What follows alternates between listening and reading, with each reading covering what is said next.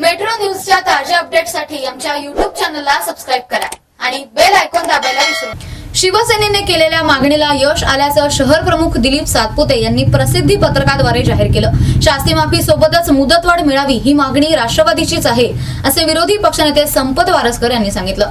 महापौर बाबासाहेब वाकळे यांनी सर्वपक्षीय नगरसेवकांच्या मागणीला यश आल्याचं सांगून या वादावर पडदा टाकलाय। महापालिकेने केलेली शास्ती माफी आमच्यामुळेच मिळाली असे शिवसेना आणि राष्ट्रवादीकडून सांगण्यात येते। त्यामुळे शास्ती माफी नेमकी कोणामुळे मिळाली असा प्रश्न उपस्थित केला जातोय। Bureau report, Ahmednagar.